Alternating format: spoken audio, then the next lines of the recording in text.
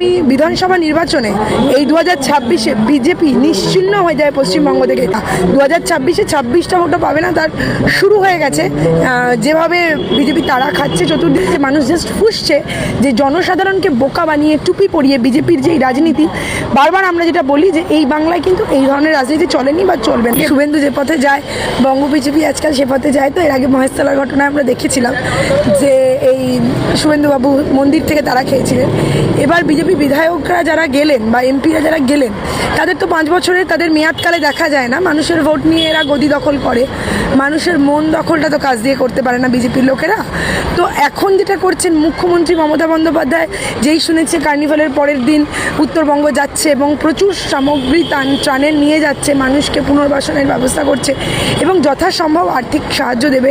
ওনারা ভোটে জিতেছিল বলেই তো ওখানের এমপি বা এমএলএ হয়েছিল, তাহলে কি সেখানে বিজেপির সংখ্যাগরিষ্ঠতাটা বেশি? কিন্তু দেখা গেল কি, ওনারা যেহেতু মানুষের কাজ করেননি বা করেন না, সেহেতু ওনাদের যারা ভোট দিয়েছিল তারাই ওনাদের বিরুদ্ধে খেপে গেছে এবং খেপে গিয়ে যেটা করছে ওনাদের উপর আক্রমণ হানাচ্ছে। এটা কোনোভাবেই আমরা টিএমসি বলুন, সাধারণ নাগরিক হিসেবে বলুন, আইন হাতে তুলে নেওয়াটাকে আমরা পছন্দ করি না, বিশ্বাসও করি না। মানুষের কাজ করবে না, 100 দিনের টাকা বন্ধ করে রাখবে, একটার পর একটা পাহাড়ের উন্নয়নের টাকাগুলোকে আটকে রেখে দেবে। যাদের ভোট দিয়ে মানুষ কেন্দ্রে বা আমাদের এমএলএ করে দেয়, এমপি বা এমএলএ করছে, যে সাধারণ মানুষের যা কথা, সেই জনপ্রতিনিধি হয়ে তারা উচ্চ দরবারে মানুষের জন্য কথা বলবে, টাকা নিয়ে আসবে, টাকা ছিনিয়ে নিয়ে আসবে, যে এই এলাকায় আমি এমএলএ বা এমপি এই এলাকার উন্নয়নটি সাধন করবো। ওদের নাকি দেখা যায় না, একদমই ওদের দেখা যায়নি বলেই মানুষের এত জনরোষ। আগামী দিনে এটা উত্তর বাড়বে, সেটা আমরা সবাই জানি এবং আপনারা যারা নিউজ চ্যানেল কভার করেন তারা জানেন যে মানুষ জাস্ট ফুসছে যে জনসাধারণকে বোকা বানিয়ে টুপি পরিয়ে বিজেপির যে রাজনীতি, বারবার আমরা যেটা বলি যে এই বাংলায় কিন্তু এই ধরনের রাজনীতি চলেনি বা চলবে না।